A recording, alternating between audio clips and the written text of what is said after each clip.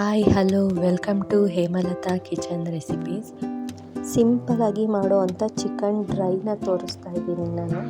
ಯಾರೆಲ್ಲ ನನ್ನ ಚಾನಲ್ನ ಫಸ್ಟ್ ಟೈಮ್ ನೋಡ್ತಾ ಇದ್ದೀರಾ, ನನ್ನ ಚಾನಲ್ನ ಸಬ್ಸ್ಕ್ರೈಬ್ ಮಾಡಿ, ಪಕ್ಕದಲ್ಲಿರೋ ಬೆಲ್ ಐಕನ್ನ ಕ್ಲಿಕ್ ಮಾಡಿ.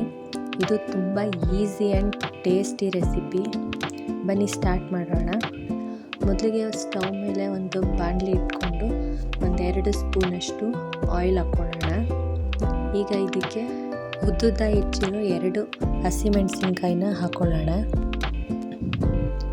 ಈಗ ಅದನ್ನು ಸ್ವಲ್ಪ ಫ್ರೈ ಮಾಡಾದಮೇಲೆ ಅದಕ್ಕೆ 2-3 ಸಣ್ಣಗೆ ಹೆಚ್ಚಿರೋ ಈರುಳ್ಳಿನ ಹಾಕ್ಕೊಳ್ಳೋಣ. ಈರುಳ್ಳಿನ ಸ್ವಲ್ಪ ಫ್ರೈ ಮಾಡ್ಕೋಬೇಕಾಗುತ್ತೆ. ಇದು ಸ್ವಲ್ಪ ಗೋಲ್ಡನ್ ಫ್ರೈ ಆಗೋವರೆಗೂ ಫ್ರೈ ಮಾಡ್ಕೊಳ್ಳೋಣ. ಈಗ ಇದು ಗೋಲ್ಡನ್ ಫ್ರೈ ಆಗಿದೆ. ಈಗ ಇದಕ್ಕೆ ನಾವು ತೊಳೆದಿಟ್ಟಿರೋಂಥ ಅರ್ಧ kg ಚಿಕನ್ನ ನಾನು ಆ್ಯಡ್ ಮಾಡ್ತಾಯಿದ್ದೀನಿ.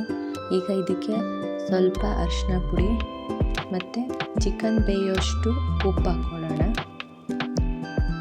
ಈಗ ಇದನ್ನು ಚೆನ್ನಾಗಿ ಮಿಕ್ಸ್ ಮಾಡೋಣ.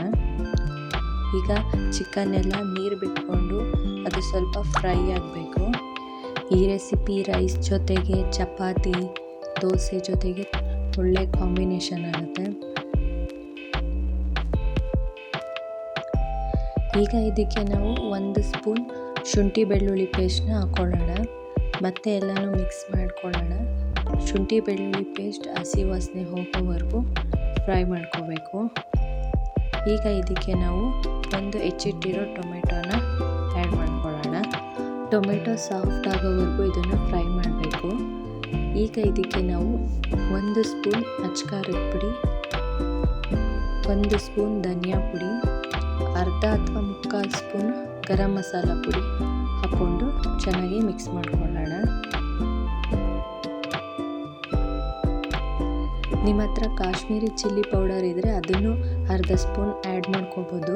ಆವಾಗ ತುಂಬ ಒಳ್ಳೆ ಕಲರ್ ಕೊಡುತ್ತೆ. ಈಗ ಇದು ಆಲ್ಮೋಸ್ಟ್ ಆಗಿದೆ. ಈಗ ಇದಕ್ಕೆ ನಾವು ಸ್ವಲ್ಪ ಪೆಪ್ಪರ್ ಹಾಕ್ಕೊಳ್ಳೋಣ. 1 ಸ್ಪೂನಷ್ಟು ಪೆಪ್ಪರ್ ಹಾಕ್ಕೊಂಡು ಜೊತೆಗೆ ಕೊತ್ತಂಬರಿ ಸೊಪ್ಪನ್ನು ಆ್ಯಡ್ ಮಾಡ್ಕೊಳ್ಳೋಣ. ಈಗ ಇದನ್ನು ಚೆನ್ನಾಗಿ ಮಿಕ್ಸ್ ಮಾಡ್ಕೊಳ್ಳೋಣ. ಮಿಕ್ಸ್ ಮಾಡ್ಕೊಂಡಾದ್ಮೇಲೆ ಸ್ಟವ್ನ ಆಫ್ ಮಾಡಿಬಿಡೋಣ. ಈಗ ನಮ್ಮ ಸಿಂಪಲ್ ಆಗಿರೋ ಆ್ಯಂಡ್ ಕ್ವಿಕ್ ಆಗಿರೋ ಚಿಕನ್ ಮಸಾಲ ರೆಡಿಯಾಗಿದೆ. ಈಗ ಇದನ್ನು ನಾವು ಸರ್ವಿಂಗ್ ಬೌಲ್ಗೆ ಶಿಫ್ಟ್ ಮಾಡ್ಕೊಳ್ಳೋಣ.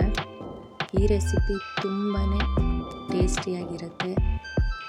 ಈ ರೆಸಿಪಿ ನಿಮಗೆ ಇಷ್ಟ ಆದರೆ ಲೈಕ್ ಮಾಡಿ, ನೀವು ಒಮ್ಮೆ ಟ್ರೈ ಮಾಡಿ ಹೇಗಿತ್ತು ಅಂತ ಕಮೆಂಟ್ ಮಾಡಿ.